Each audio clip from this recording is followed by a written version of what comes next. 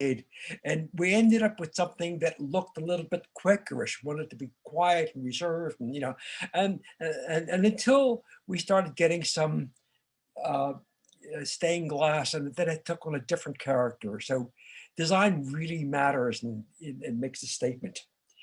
But so I'm looking forward to this, and I want to introduce Michael Craig Palmer. Thank you, Michael.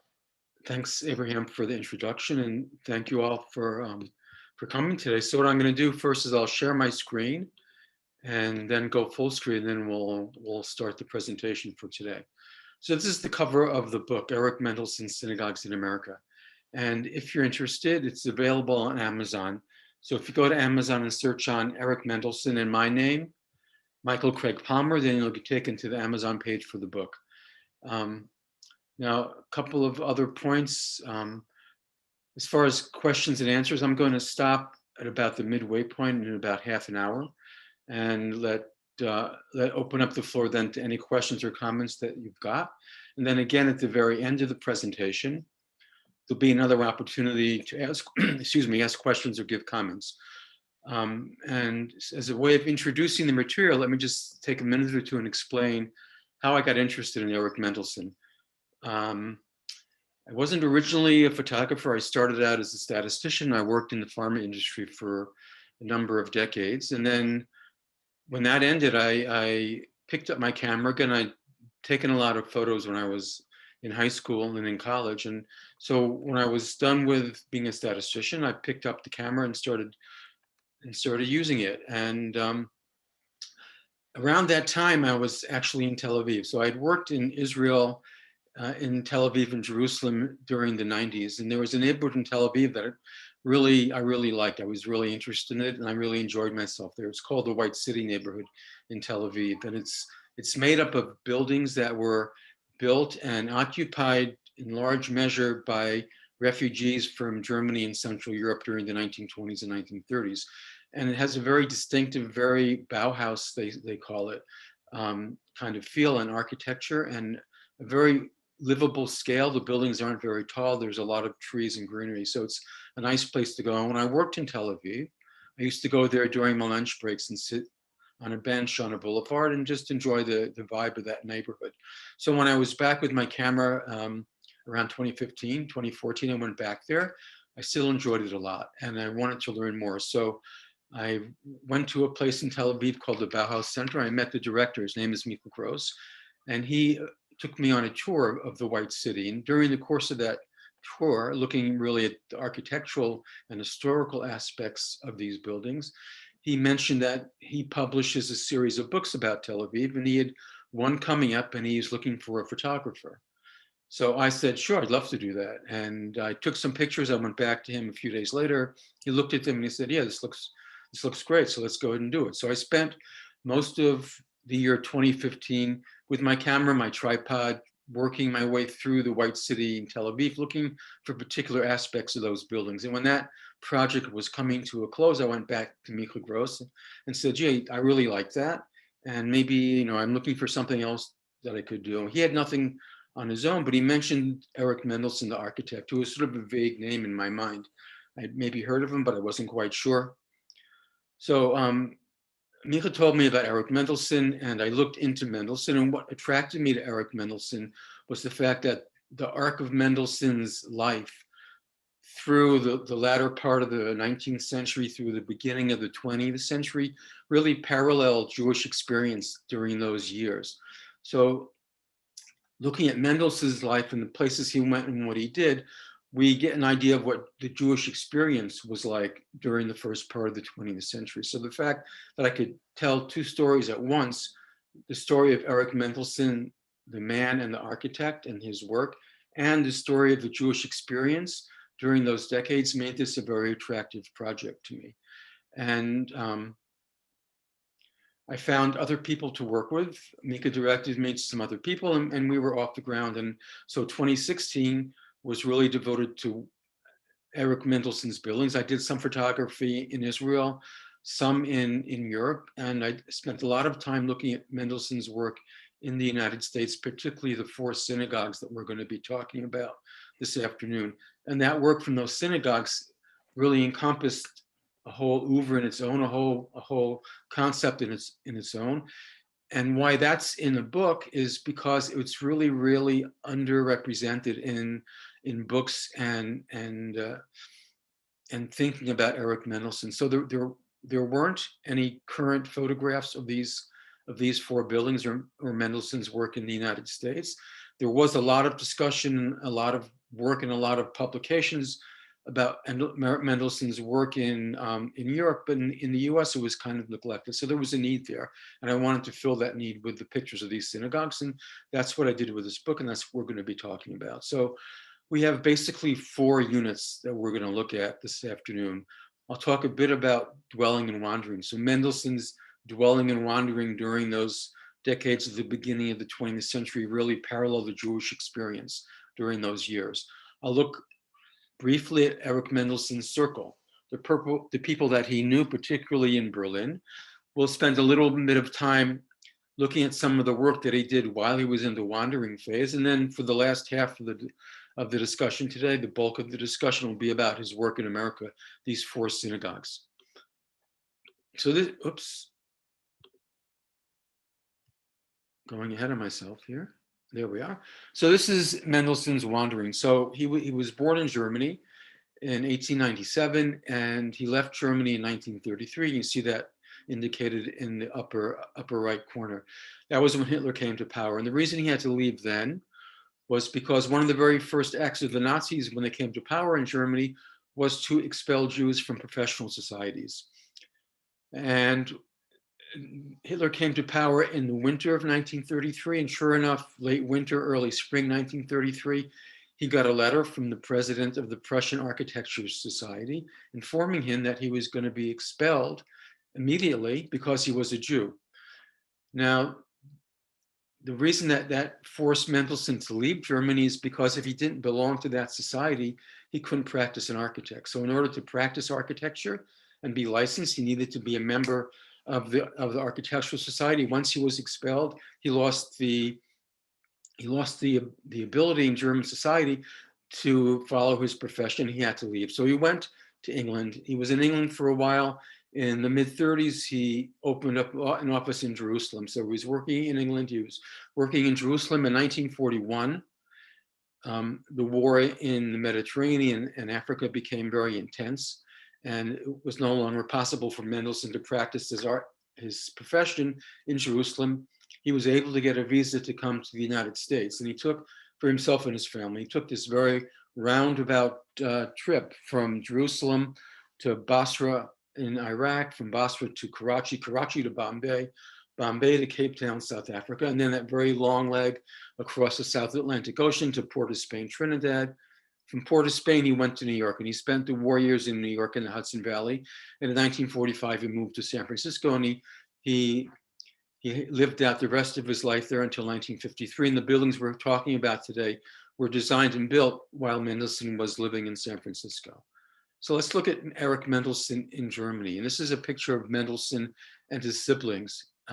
Eric Mendelsohn is the second from the left, that young boy standing between his sister and his big brother who's got his arm around him. And he was probably about 7 years old when this picture was taken, which puts it in around 1894 or so. And when I look at this picture from Allenstein, which is where the Mendelssohn family lived, I see children of what looks like a fairly prosperous family. The children are certainly well nourished.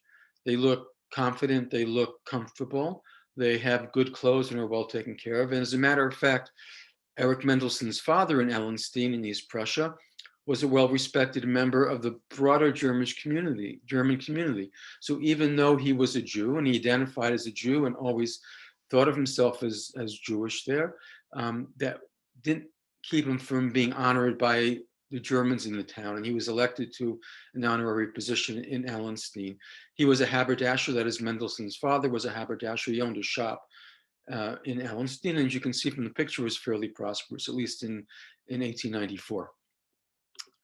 This is Eric Mendelsohn some 14 years later. He was 21 years old, and he loved oil painting. So he was an architect. Of course, he had an artistic bent. He expressed it in his buildings, but he also, when he was younger, expressed it through painting and drawing. And here he is doing a landscape somewhere in Germany when he was a very young man. This is Louisa Maas, and she was to become Eric Mendelsohn's wife. And as a matter of fact, about the time that this photograph was taken, she was becoming engaged to or getting married to Mendelssohn. So she got married when she was 16, about the time of this. You can see she loved to play the cello.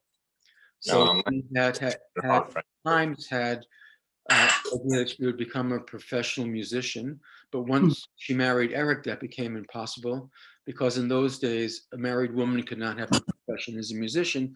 So she had to take her cellos and hang them up in the cello closet. Now, her family background is a bit different than Eric's. Her family was actually quite wealthy. They lived in the German She'll eat eggs, right? and her father was There's no meat in hollandaise the sauce, merchant right? of silk and other textiles. Yeah.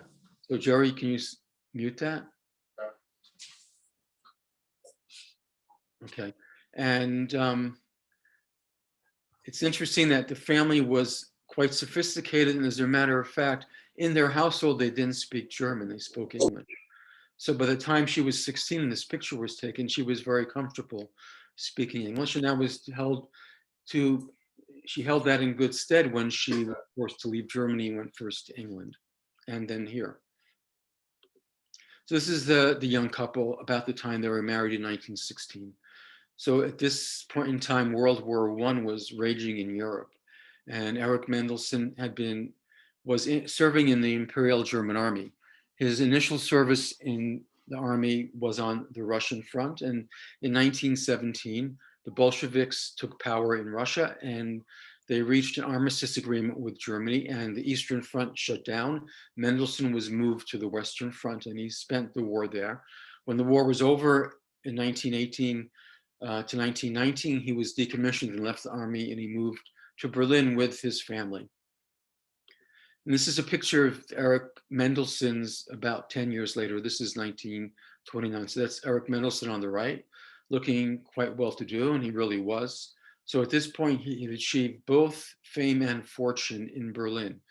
He was the owner of the largest architectural firm in Europe, and he had some 40 people working for him. And he was prosperous enough to buy a piece of land. We're looking at the land that he bought in Berlin on a lake, and to construct a villa for his family there.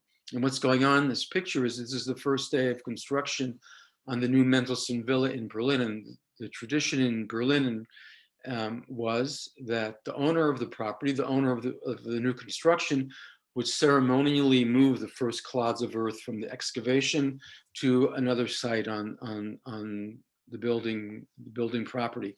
And that's what the Mendelsohns are doing there. So it's Eric on the right, Louisa with a leopard skin coat in the center, and the young woman on the left is their daughter, Esther Mendelsohn.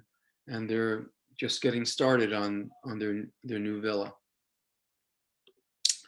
This is about a year later. This is Esther with her dad horsing around on the back patio of the villa. And you can get an idea from the picture, and we'll see more about it in a minute, that it was quite a place. It was very luxurious. So we have wood paneling.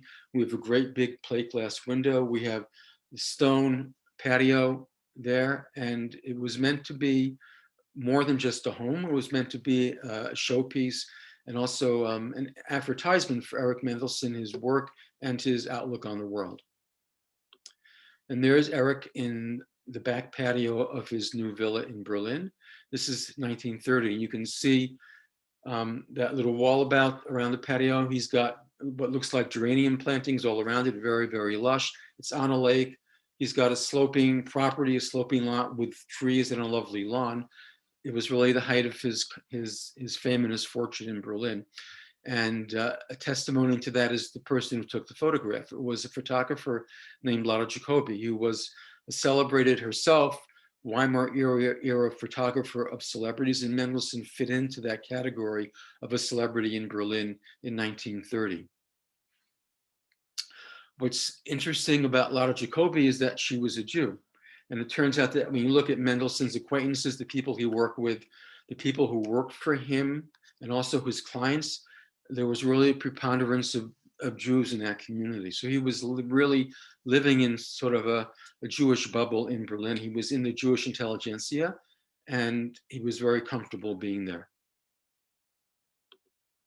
So let's take a brief chance to look at some of this circle of Eric Mendelsohn. So on the right, there's Lotte Jacobi herself with a cigarette and a camera. At the top of the page is Chaim Weizmann. Now, Weizmann, of course, was English. He wasn't a German, and he didn't live in Berlin, but he did become a part of Mendelssohn's circle a few years later when he hired Eric Mendelsohn in Israel to build his own house, the Weizmann Villa in Rehovot in Israel. On the left side of the page is Martin Buber. And Mendelssohn and his wife Louisa were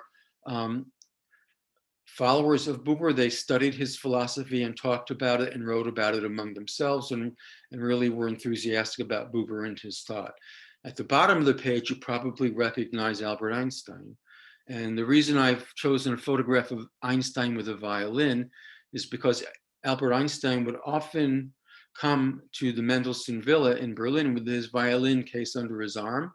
He'd ring the bell and go inside, and he would put down his case, take out his violin, and Louisa would go to her cello closet and pull out her cello, and maybe a couple of other friends would come by, and Einstein and Louisa and others would have an evening making music together. So that's the level of, you could say, prominence that the Mendelssohns enjoyed. Einstein was certainly the very elite of the Jewish community in Berlin, and Mendelssohn was a part of that community, and his wife as well. So let's take a look for a few minutes at Eric Mendelsohn's villa, because there's a couple of lessons there that are going to be important to help us understand the synagogues that he built when he came to the United States. So he wrote a book in 1932 about his villa in Berlin, his home in Berlin. He called it Neues Haus, Neue Welt, New House, New World. And certainly when an architect is writing a book about something that he built, he's going to call it a new house or a new building or a new grocery store, whatever it is, because he wants to say that he's done a very good job of doing something creative and new for this kind of building, for building with this functionality. And Mendelssohn as well wanted to say that he built a building that works as a house very well. But he added this new phrase, this other phrase, New World, at the bottom as part of the title, and that's a very important addition. What Mendelssohn meant by saying New World is that this wasn't just a place to live, but this was also a statement about a philosophy. The philosophy was modernism.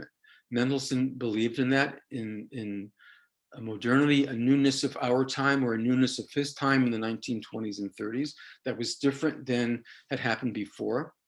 And he built his home, his house, not just to live in, but also to make a statement in the way it was designed and the way it worked about these new times that Mendelssohn was creating. And this is a picture of his living room in that book. And what I've highlighted at the bottom in the caption in green is this phrase, a new harmony with the hall. So Mendelssohn, when he's talking about his new world, he's talking about a new harmony. And what that means is that everything in this picture, except for that piece of art on the wall, was designed by Eric Mendelsohn to be in that house, in that place, and to all harmonize according to his idea of what that harmony should be. So the furniture Eric Mendelsohn designed, the lighting Eric Mendelsohn designed, the wall coverings, the textiles, the colors, the flooring, those are all things that Mendelssohn designed himself for his house, not just to be comfortable, but also to make a statement about modern times and the way he thought modernism should be with this harmony. You don't mix apples and oranges, you make everything fit together. And that was a feature of all of his architecture. Even when he built his synagogues in the US, he often insisted or tried to design both exteriors and interiors and everything on the inside. Sometimes he was more successful than others, but it was something that he always wanted to do. It all had to fit together. And that was an idea of Eric Mendelsohn's that not infrequently put him into conflict with his clients in the United States. This is the outside of the Mendelsohn Villa. So you can see that it's walled off. It's a very private space. He's got a wall around it, and he's got this iron gate in front. You can see in the back, behind the gate, the top level of his villa kind of peeking through and over the gate. And this is what it looks like from a bird's eye view. So the first thing you might notice in looking at this is that it's obviously a very modern building. It's white, and certainly in Weimar, Germany in the 20s and 30s. If you were modern, you had to be a white building, just like this. Also, it's very, very rectilinear, very vertical and very horizontal. That's relieved a little bit by this dark band we see on the right side with windows, but the rectilinearity, the verticalness and the horizontalness are very strongly expressed here. That's another feature of a very typical, almost Bauhaus way of looking at construction. Mendelssohn often didn't do that, but in his own home, he adhered to it very, very strongly. So those are sort of the formula features of this house in the idea of being modern. There's another aspect to this modernism idea, and that's that it has to be comfortable. It has to work for the people who live there. It has to work and do what it's supposed to do, be a home for a family. And the signs of that in this photograph, I think, are Mendelssohn's patios. So if you look at this, you can see he's got a patio in the front and the lower level and the upper level. He's got a patio in the rear. He's got a patio on the side. The entire building is surrounded by outdoor space. It's very usable and very livable. The idea is that the family needs to be comfortable. They need to have room to be themselves, to entertain, to enjoy themselves. And the outdoor space and the indoor space have to work together to enhance that comfort.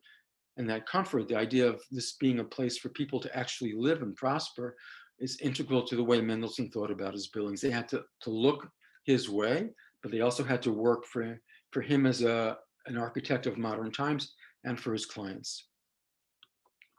And this is what that very same house looked like in 2016 in Berlin.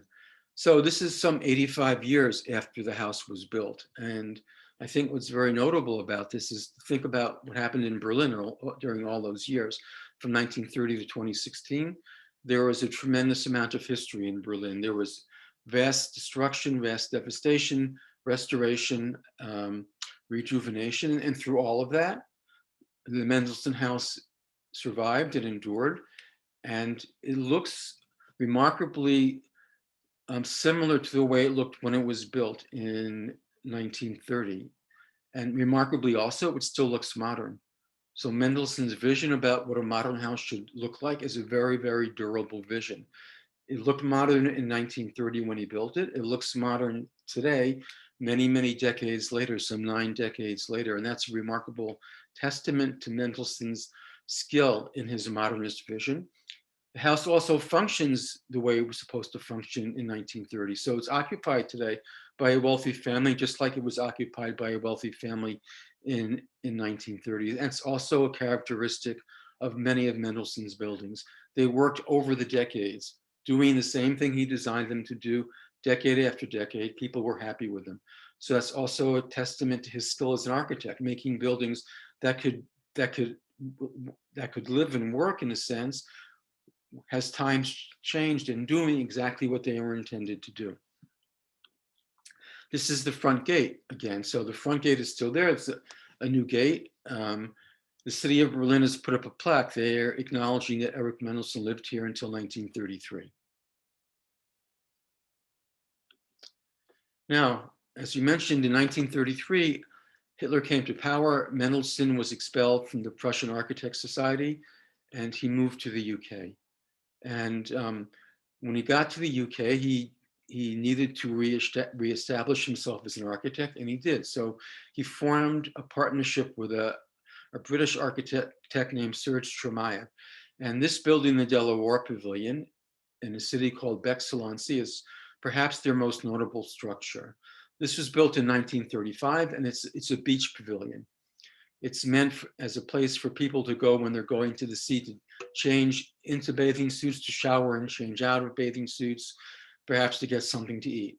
And if we look at this building, we see that it's quite different from the Mendelssohn Villa. It's not totally rectilinear. We've got this really large curved structure out in front.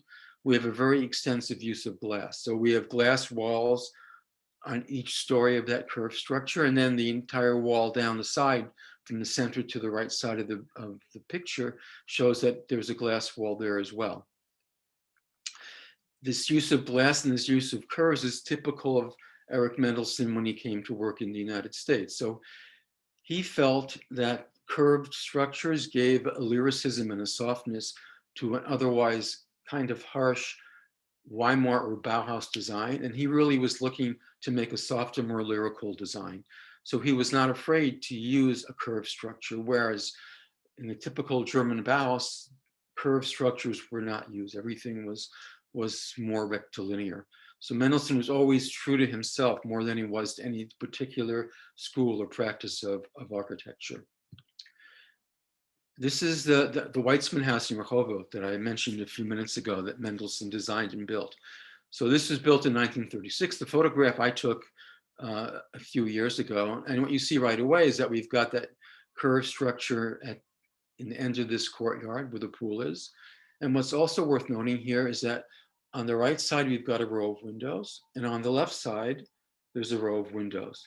On the right side, we have a row of columns, and on the left side, there's a row of columns. So if we look down the center, we've got a very strict symmetry between the right side and the left side in this photograph.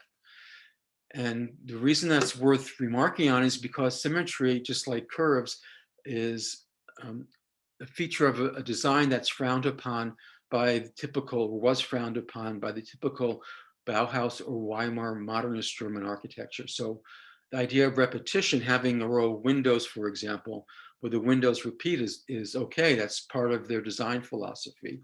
But having symmetry was not part of their design philosophy. But Eric Mendelsohn felt that in this building, symmetry would make the statement he wanted to make, and he used it. He didn't really care what the official word was on whether a German architect should use symmetry or not. It fit for him, like lyricism with softer lines fit for him, and he did it.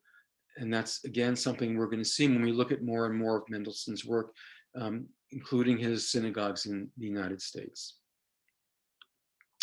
So that's Mendelssohn before he got to America. And what I like to do here is stop for a minute.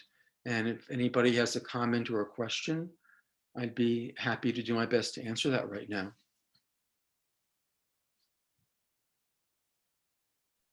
I have a question. You mentioned, we're about to get to see his sacred buildings work in America. Yeah. Any record of sacred buildings in Europe? Yeah, it's interesting to look at it because actually his very first building was a ritual building in the Jewish cemetery in his hometown of Allenstein. And he designed that and had it built while he was still a student at a technical college in Munich. That's his first building.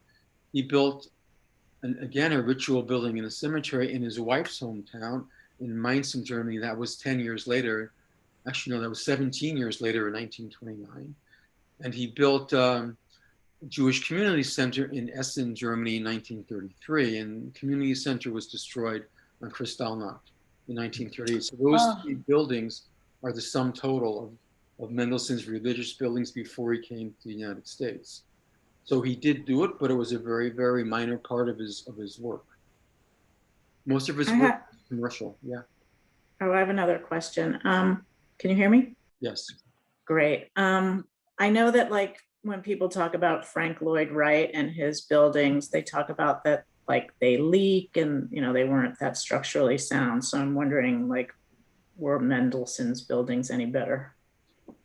Yeah, I mean, you're right. I've heard that too, that these very innovative, revolutionary buildings often are a few steps ahead of the construction techniques, and you get into problems. So I'm judging by the fact that, at least for his 4 synagogues, they're all still in use.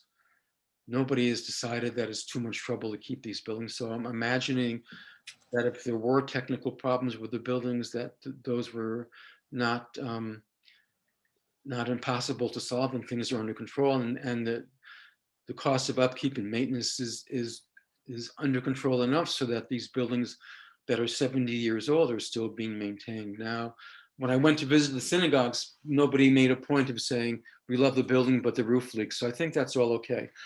When I did look at the correspondence in St. Paul between Mendelssohn and the temple board, they were concerned about what you mentioned. So that was back in 1950, and they were saying, dear Eric Mendelsohn, you realize we're in St. Paul, it's very cold here. Maybe you don't know how cold is.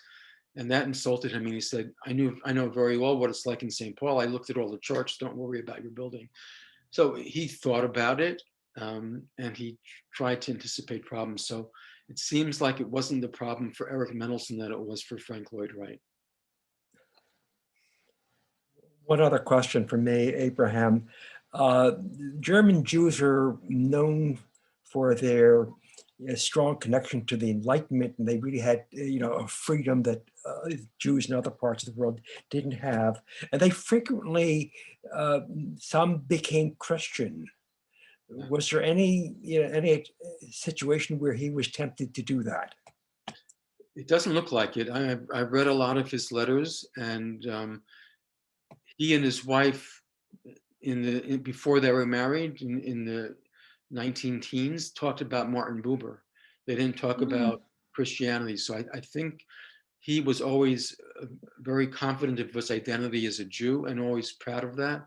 And the idea of leaving that identity to become a Christian was not something that seems to have occurred to him. He never, as far as I know, never talked about it with anybody. He always seemed very comfortable being a Jew, and he lived inside this Jewish cultural environment in Berlin and later on. So I think it wasn't an issue for Eric Mendelsohn or his family.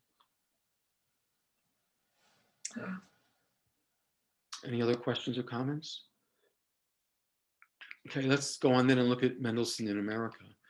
So Mendelsohn left Jerusalem in 1941 after being there for some 6 years off and on. And he left, he said, because it was impossible for him to build. The war effort by Britain was commandeering all the building supplies. Concrete and steel were all going to the war effort. Capital was going to the war effort. Everybody's attention and focus was going to the war effort. And there wasn't any new building for Eric Mendelsohn to do. And that was a very frustrating experience for him. He was able to get visas for himself and his family to leave Jerusalem and come to the United States. He got here in the spring of 1941, and only 6 months later in November, he was able to mount an exhibition at the Museum of Modern Art in New York. And I think that's a very strong testimony to the strength of Eric Mendelsohn's reputation in the United States. He was very clearly known and very clearly highly thought of in America and among the elite artists and architects in the United States in 1941.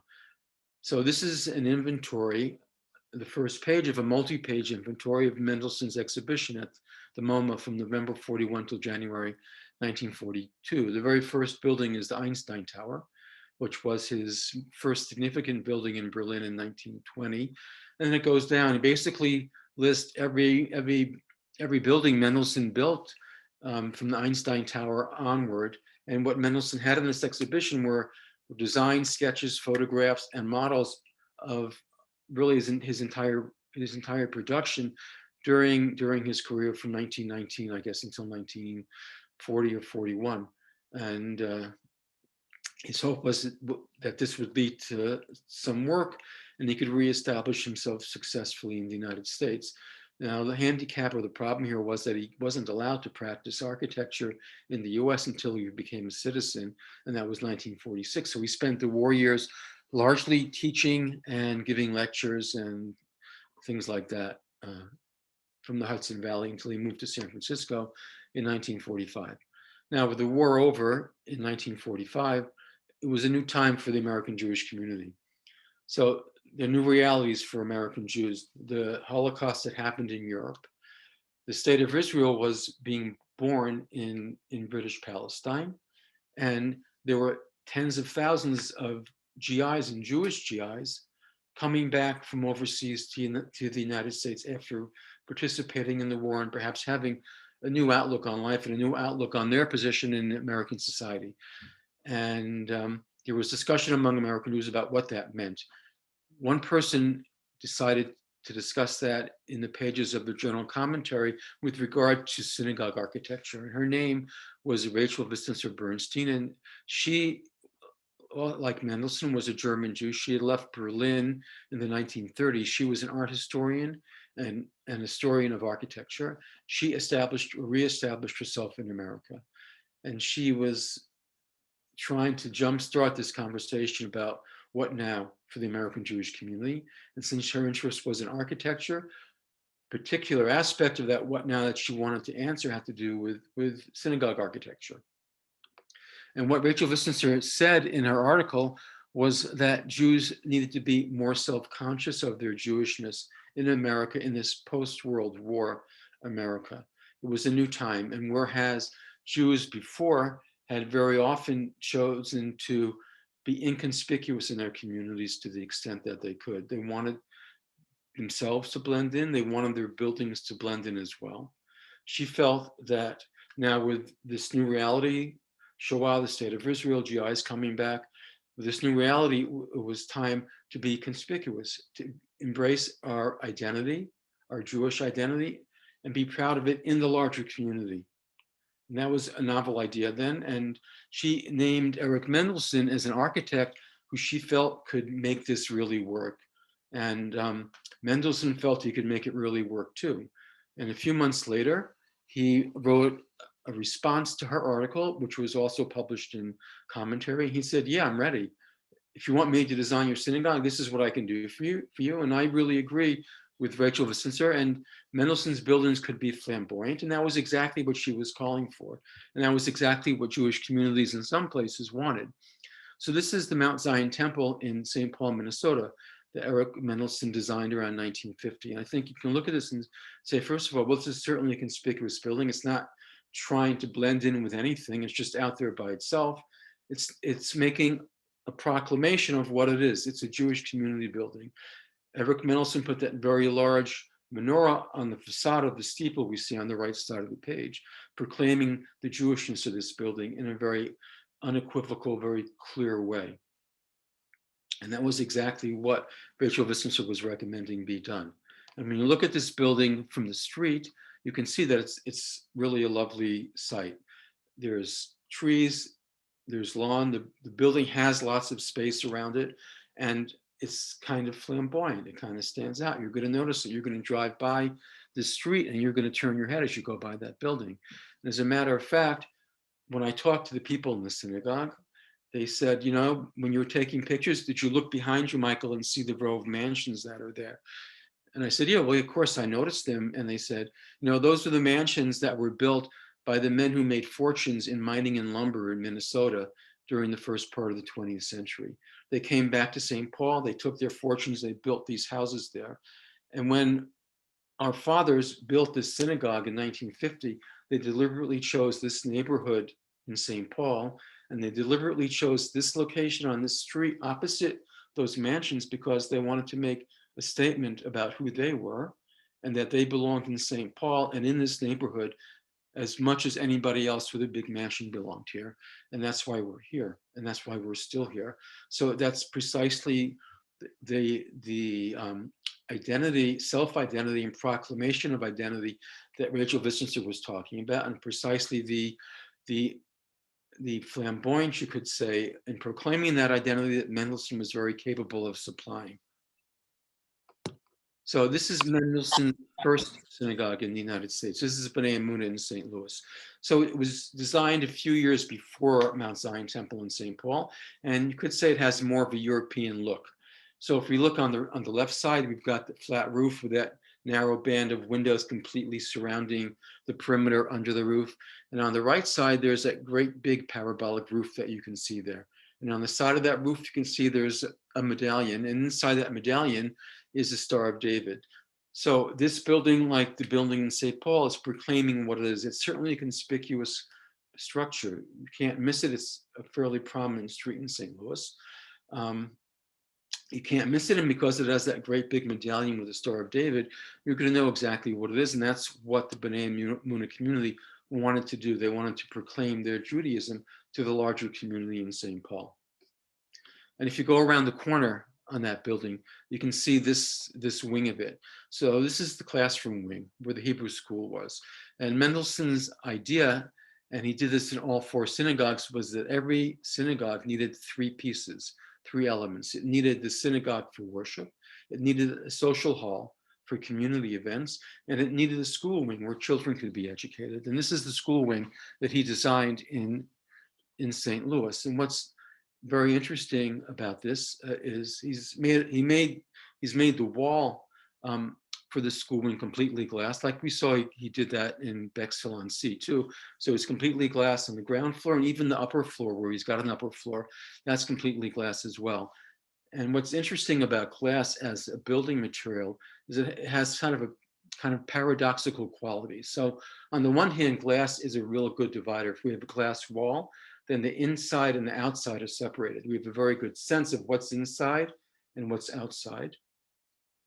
And that's good. Every building material should do that. But the paradox with glass is that if somebody walks up to a glass wall with a stone or a stick, and they strike the wall with their stick or they throw their stone, the glass wall shatters and breaks and it's gone.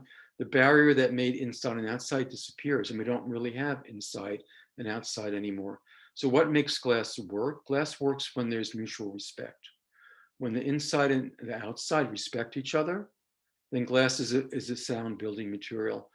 When they don't, when there's no mutual respect, when the social contract that makes outside and inside respect each other is torn apart, glass isn't functional anymore. And we need to recall that this building was designed and built around 1946, and that's only 8 years after Kristallnacht in Germany. And the telling feature of Kristallnacht in Germany was the fact that the Nazis went through the entire country and broke glass in every synagogue they could find. They broke the glass on the synagogues, they broke the glass on the shops, but they could identify a Jewish house. They threw rocks and broke the glass in Jewish houses as well. And Kristallnacht, of course, is identified as the first event of the Holocaust. So certainly Eric Mendelsohn, as a German Jew himself, was very aware of that. And certainly everybody in St. Louis was very aware of that.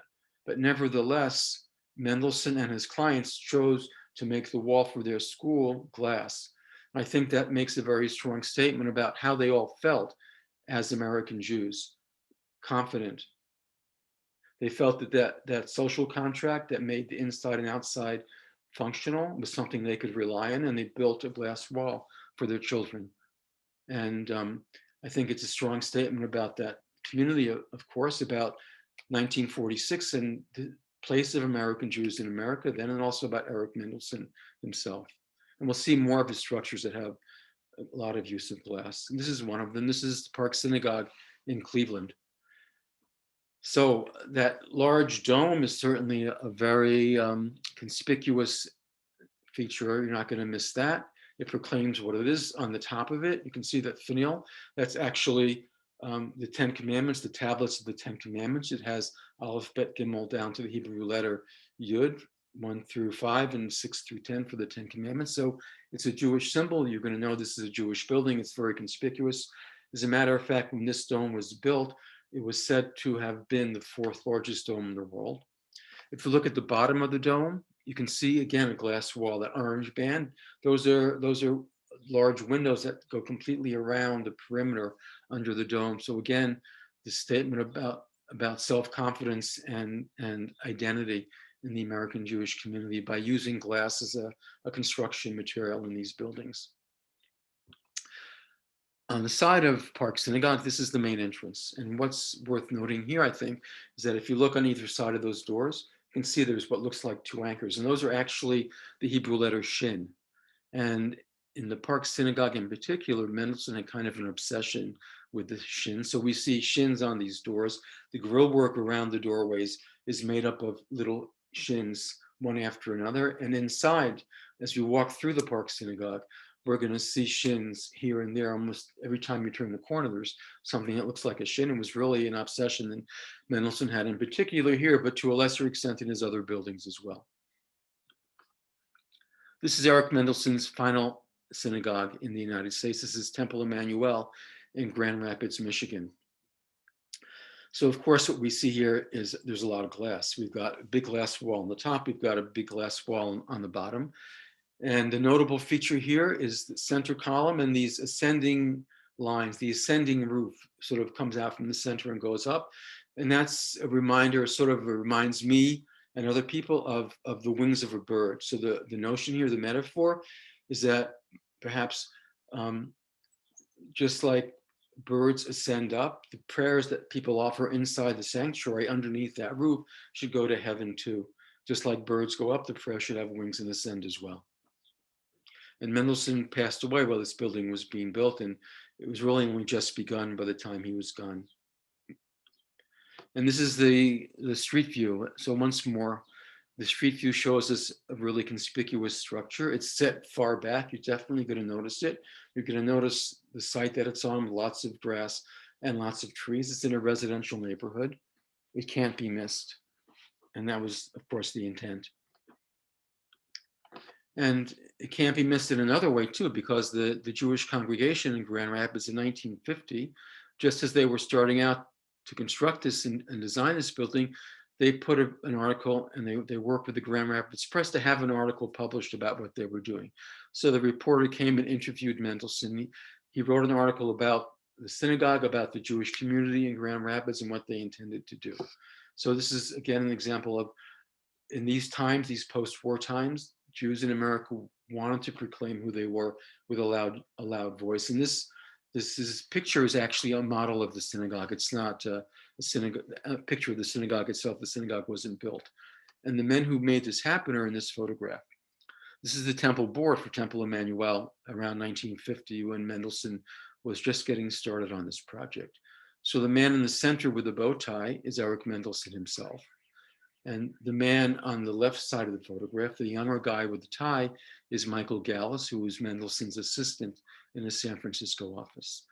And the men around them, all looking very happy with themselves and comfortable with what they're doing, is the temple board. And I imagine they've come together in Grand Rapids with Mendelsohn and Michael Gallus to talk about what's going to be done. And I think these conversations, even though they may have started out with the smiles, probably after not too long, the ties got loose and the jackets came off, because Mendelsohn was often a difficult person to work with. He was unrelenting in his belief in himself, and his plans often were more expensive to execute than people might have expected. Some extent, perhaps because of his obsessiveness, his need to put things into the kind of harmony that he believed in. So that's the outside, and certainly an architect is concerned about the outsides, the exteriors of his buildings, and the design of rooms. Mendelsohn, as we've said, was more than that. From his villa onward, and even before, he was concerned about the inside, and even down to the ritual items, the menorah, the eternal light.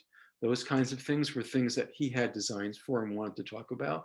In some buildings, he even designed the doorknobs and the door stops. Everything he could design, he wanted to design to put it in focus, in harmony with everything else. And as a matter of fact, this was in line with Rachel Visser's article and what she said. She spoke about tradition, and she said we need to respect tradition, but we don't want to imitate tradition. We want to interpret it. So this idea of interpreting tradition was perfect for Eric Mendelsohn. He was all for that. He couldn't imitate anything. It was really against his nature to be an imitator, but he could interpret. He could take things that he saw, bring them into his own way of thinking. He had sort of a boundless source of creativity in his body. He could use his own creativity to inspire these new items, like menorahs, for example. And that wasn't without collateral damage. So this is a letter that Eric Mendelsohn wrote to Rabbi Gunther Plaut. Rabbi Plaut was the rabbi at Mount Zion Temple in St. Paul. He went on to work in Toronto and became a legend in the Reform community there. But before he got to Toronto, he had to work with Eric Mendelsohn in St. Paul. And what I've highlighted in red is this phrase, sentimental remembrance. So apparently what had gone on was that the congregation had told Rabbi Plaut, and Rabbi Plaut had relayed to Mendelsohn that they wanted to bring some of their old things, maybe stained glass windows or a menorah or a ner tamid from their old building to the new building that Mendelsohn was designing, because they liked it. It had good memories for them, or it was sentimental, and they felt an attachment to them. His response, I've highlighted in green. He said he was designing a new world in harmony. In other words, no. And these words are exactly the same words that he used when he talked about his villa in Berlin. So the words that I highlighted when we talked about his book, Neues Haus, Neue Welt, were new world in harmony. And he's coming back 20 years later, taking precisely the same phrase and pushing it out to his client and saying, Eric Mendelsohn doesn't deal in sentimental remembrance. Eric Mendelsohn designs a world, a new world for you. And my world's going to be in harmony, and you're going to be in harmony with it too. That's what I expect of you, dear client. So Mendelsohn basically got his way, except that he passed away during the time the synagogue was being built, and the synagogue community sort of relented a bit. Without Mendelsohn there to write letters like this, they did more or less what they wanted. They followed through on some of his obsessiveness, but not all of it. So let's look at the menorah that he designed for Bnei Amunah in St. Louis first. So I think we can agree this is certainly an interpretation of the idea of a menorah. It doesn't really imitate any menorah that was ever done before.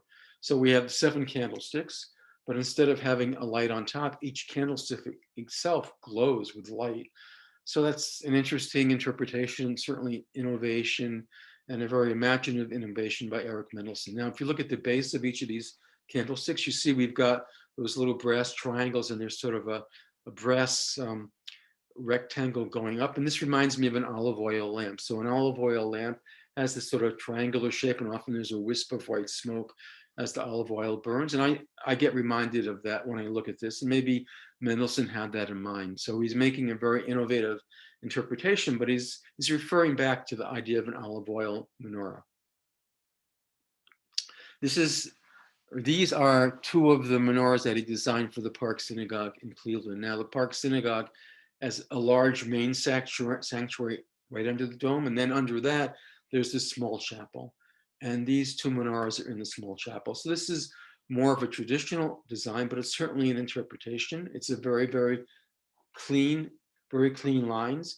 He's got menorahs sort of arranged concentrically and joined at the bottom, and each pair is inside the previous pair. And their cross section is circular. So it's an interpretation, it's not an imitation, and it's different from what he had done in St. Louis. At the Mount Zion Temple in St. Paul, we have a third very unique, very creative interpretation of what a menorah could be. So here we've got 7 candlesticks again. We've got a rectilinear shape here, sort of working with a rectilinearity, which is very, very stark and striking in the walls of this building. Mendelsohn put these vertical slats on the walls, which makes it a very strikingly vertical structure. And the menorah works with that, but it also has this softening. So as I mentioned, he liked to bring in curves as a way of softening and making his designs more lyrical. And he's done that at the base of this menorah, where he's joined the candlesticks side by side with these curves. So before he'd made concentric joinings, and here he's got them side by side. Now, when I look at this, it actually reminds me of a crankshaft for an engine. And maybe that's a little bit oddball, I don't know. That's what I see. And that's interesting and worth noting, and plausible too, because this idea of modernism being tied to machines and being tied to mobility was a very important tenet for modernists in Europe in the 20s and 30s, and certainly was something Mendelssohn was aware of, and probably something that he felt very comfortable with. So it may be that he's referencing this idea of mobility and the machine age in this menorah. This is what he did at Temple Emmanuel in Grand Rapids. So it looks a bit like what he had done in Cleveland. It's a bit different though. We've got these concentric joined candlesticks, and we've got a curved base. In Cleveland, he had a round profile, cross-sectional profile. Here it's square, so it's a bit different that way. It's different from everything else, again, though it's an interpretation and not an imitation of what had happened before. And now the Torah arcs. So this is Bnei Amunah in St. Louis, and this arc has got 2 pieces. There's the top piece, and the top piece clearly is the tablets of the 10 Commandments, and he's got the tablet shape, and he's enumerated the 10 Commandments inside that, and he's got sort of stylized or abstract wings on the side, and those probably reference the wings of the cherubim, which were said to move to shield the the case where Moses had put the 10 Commandments. So he's referencing the Keruvim, he's referencing the 10 Commandments here and the tablets. And then on the bottom where the Torah scrolls actually are housed behind this door, he has this sort of wavy shape there. And when I see the wavy shape, that reminds me of water. And there's this notion, this idea that the Torah is like water. So water flows from on high to lower places. And just like water flows from higher to lower, the Torah comes to us from the higher realms to us in the lower realms. So there's that parallelism, that symbolism that water is like Torah. So when people would come on Shabbatim during the week to open these doors and take out a Sefer Torah, there they would see this reminder that Torah is coming to them. What they're going to be looking at and pulling out from the cabinet is coming to them from heaven, down to them here on earth, just like water comes down. And this is the Park Synagogue in Cleveland in the main sanctuary. So we've got an abundance of shins. So we've got that tablet shape again on the doors. And we've got 5 shins on the right and 5 shins on the left. So one wasn't enough. We have 10 of them here. Normally you would have, and what Mendelsohn used in other settings like this, you would have Aleph, Bet, Gimel down to the Hebrew letter Yud for the 10 commandments. He's used the shin each time for each commandment. I don't really know why. Nobody seems to know exactly why. Some people say, well, shin is the first letter of the name of God, Shaddai, maybe that's it. Or it's the beginning of Shema Yisrael, so maybe he's referencing Shema Yisrael, or also it's the first letter of the Hebrew word Shalom, so maybe he's talking about Shalom, or all 3 of them. I don't know, and it could be that he's referencing all 3 or something else. It's not really known. It's just of interest to see how often he used it. And they told me in Cleveland that, in fact, the Torah breastplates that we see in the photograph were designed by Eric Mendelsohn himself. And this is the door to the Sefer Torahs in St. Paul, Minnesota. So again, we see that wall with those slats, that very, very strong statement about verticality. And Mendelsohn has softened that. He's gone back to his letter shin. So he's taken the shin and woven it into a grill, row-wise and column-wise in front of the Torah to differentiate that space and that door from everything else on the wall and to soften it a little bit. Almost like you're looking at tzedek and rachamamim, justice and mercy. Maybe the wall is more severe and strict like justice, and the door is a bit like mercy. And here is the Torah case door in in Grand Rapids, Michigan. So this is made from wood, and Mendelsohn designed just the middle panel. So he passed away at the very beginning of construction here. He designed the central panel that has the door and the Shema Yisrael and that great big shin above it, the shin again. And the rest of it was actually painted and designed by a muralist named Lucienne Bloch, who was chosen by Eric Mendelsohn, but the design is her own. And finally, the eternal light. So this is the Ner Tamid that Mendelsohn designed in Cleveland under the Great Dome. So it itself is a great wheel of metal with metal plates going around the outside, metal leaves going around the outside. And in the center, you can see what looks like a nozzle there. And when I see that nozzle, it reminds me of a rocket ship engine. It might be that Mendelsohn is referencing again this idea of mobility, the modernism idea, looking at space. He had a connection to Einstein and a connection to space, and maybe that was in his mind, bringing back those themes that were very current in Weimar Germany, the idea of futureness and mobility and even space travel. In Cleveland, also in the small synagogue under the main synagogue, he's got another small Ner Tamid they call it sunflower chandelier. He's taken these plates and put them around the outside like the leaves of a sunflower, and that's what it's called. Again, each of these are similar upstairs and downstairs, but they're different. And as we look at each of Mendelssohn's designs, we'll see that he's interpreting the traditional designs into his own modern vocabulary. This is in St. Paul, Minnesota. So we've got another very large circle made out of metal, but instead of having leaves around the perimeter, we've got these four shins again, and the four spokes that penetrate the shins into the center. So I see a shin here, but also what I see is something that maybe refers to the pioneer heritage of St. Paul in Minnesota. It looks to me almost like a wagon wheel. So I kind of see spokes of a wagon wheel here. And it's possible, again, mobility. It's certainly not modern times mobility, but maybe Mendelsohn is referring to the heritage of St. Paul as a pioneer community. And he died, as I mentioned, in 1953. In the summer of 1953, and the congregation in Grand Rapids sent a note of condolence to Eric Mendelsohn's widow, Louisa Mendelsohn, in San Francisco. And a few months later, Louisa sent a letter back acknowledging their condolences note. And what I want to just linger on here for a second is what she wrote in the first line of the third paragraph. She wrote, "I know that with Eric's building a great and noble bird, his spirit will dwell with all of you." So she's talking about the Grand Rapids synagogue. That's the synagogue that has that roof line that ascends from the center out. So she's mentioning it in terms of this metaphor of a bird.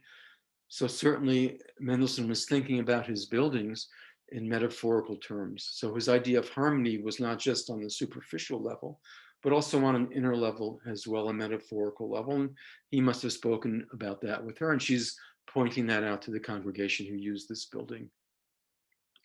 So this is a summary of Mendelssohn's life. So he was born in 1887 in Allenstein, Germany. He practiced architecture from his student days starting in 1912 until he left Germany in 1933. In 1933, when the Nazis came to power, Mendelssohn moved to the UK, where his wife had family, and he had a way of reestablishing himself there. And he stayed in the UK from 33 to 39. In the middle of that decade of the 1930s, he opened an office in Jerusalem. So for a number of years until 1939, he was working in both places. He had a practice in the UK and he had a practice in Jerusalem as well. And he's commuting back and forth between England and Jerusalem. In 1941, he was able to get those visas and he immigrated from Jerusalem to New York. And he spent the war years in New York in the Hudson Valley. And in 45, he moved to San Francisco. And what we talked about this afternoon, was all work that Mendelssohn had done while he was living in San Francisco from around 1946 until his passing in 1953. So with that, I'd like to end the conversation this afternoon. This, again, is the cover of the book. And as I mentioned initially, it's available on Amazon. And if you search on Eric Mendelsohn and my name, Michael Craig Palmer, you'll get taken to the page for Eric Mendelsohn Synagogues in America. So I'd like to open the floor to questions again. If anybody has a question or a comment. I do. I have a question. Yeah.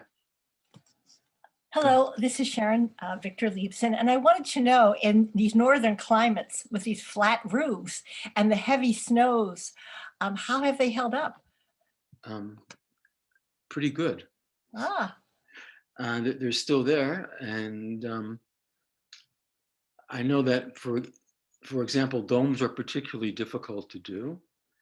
And when I went to look at the dome in Cleveland, you could see there are a couple of spots where maybe there was a little water damage way up there, whatever it is, 70 feet high, but not bad. And it seemed like it was bearable. So I think that the buildings have held up pretty well. I mean, it does take some investment to keep them going, but they're manageable. I'm struck by the fact that he did these 4 synagogues in what seems like 7 years. That seems like a really rapid pace to me. Let's see. Yeah, he may have. I think for like B'nai Amunah and the synagogue in Cleveland, he was in discussion with them maybe a little bit earlier, but he wasn't allowed to practice until he got his citizenship in 46. So that's right. That really was a pretty good pace for him. And his office was never very big. He didn't really have a lot of money. So he was kind of driven. I can look from looking at his letters, I can see that he spent a lot of time in airplanes going back and forth between the different construction sites in his home in San Francisco. So it was a very busy time and a really difficult time for him. When he died in 53, he was basically penniless and his wife and his family had very little. So he built these buildings, and I guess it was a lot of construction. it was a hard time for him, and he had trouble getting restarted in America. Did he do them sequentially, or did they overlap? There was some overlap. So I have yeah. I have a question about participation of others. Yeah, the very strong physical design, colors, and with the ironwork and etc. But there's some graphic work there that looks like, shafts of wheat, and maybe it's gold leaf.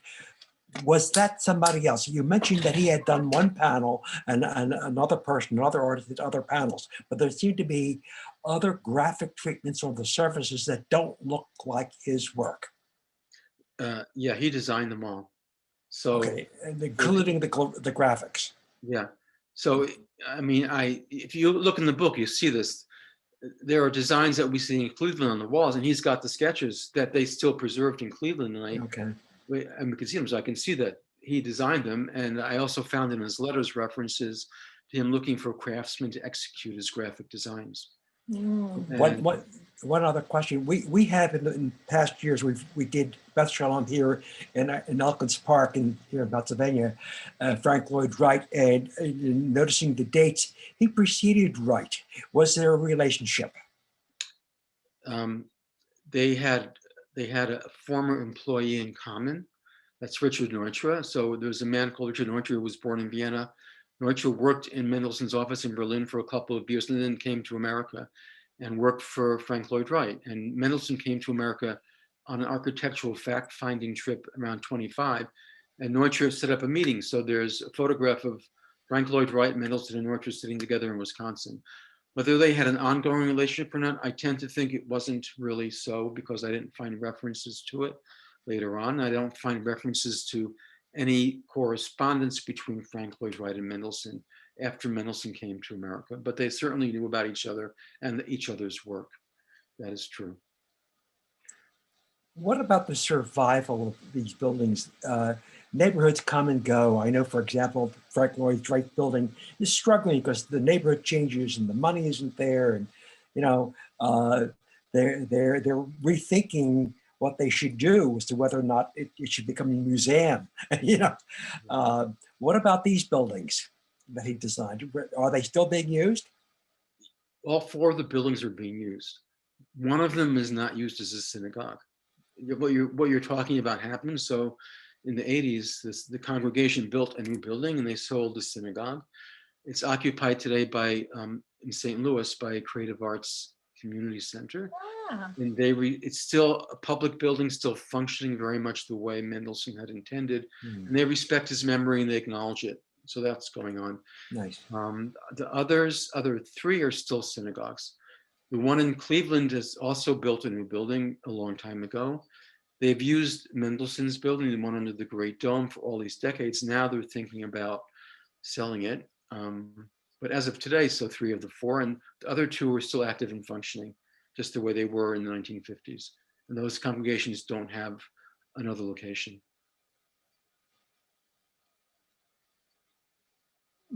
So I see there's a couple of questions on the chat. One is about his sensitivity to the site and the use of nature. Yeah, he was sensitive towards buildings were built. And there's an anecdote from Cleveland, for example, that the very first thing he did before even coming up with a plan was to go to the site with Rabbi Cohen in Cleveland and the building committee there and walk through the many acres of the building site there. And that was typical of him. And there's another question about the building in Mainz in Germany. That was also a cemetery building for Tahara in the Jewish cemetery in Mainz.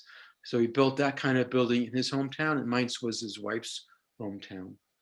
So that's where he did those. So any other questions or comments? Just a comment about Park Synagogue. I grew up there. Yeah. That was my synagogue. And I mean, there is a Hebrew name for the synagogue, but nobody ever uses it because it is a beautiful park. That's why it was called Park Synagogue. Yeah. And not only do they have another building that they like a remote building, but there's an addition onto that building that you probably saw when you were there. Yeah. That was built in the probably 60s. Right. But it is a beautiful grounds. Yeah, it is. It's amazing. It's really a park. Yeah, it really is. Yeah, I think it was actually a camp or something once. Well, they had a camp from the park. Yeah, I mean, from the synagogue, they had a summer camp every year. yeah. Yeah, it's certainly the largest piece of land of any of these 4 buildings. Well, and in the 60s, it was the largest conservative congregation in the United States. Yeah, over 2,000 members then. Yeah, yeah. Yeah. It was huge. We had in my confirmation class, there was over 150 kids.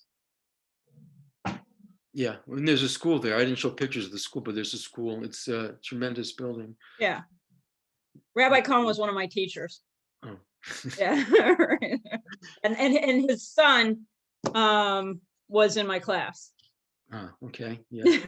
Right. He was a source of many of the stories about Mendelsohn that I heard about when I was there, because people who knew him and heard these stories from him, and he was also told them to me. And he was a very close friend of Eric Mendelsohn, and Right.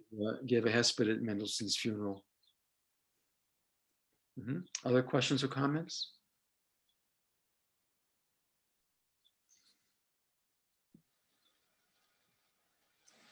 We're all grateful that you are preserving this history. I mean, what would happen if you hadn't done this? And this is remarkable work, and you've preserved it. We thank you. Thank you for having me here today. I enjoyed the conversation very much. Okay, so Okay. good afternoon, and thanks again for your attention. Thank you very much. Okay, bye. All right. Bye-bye. Bye.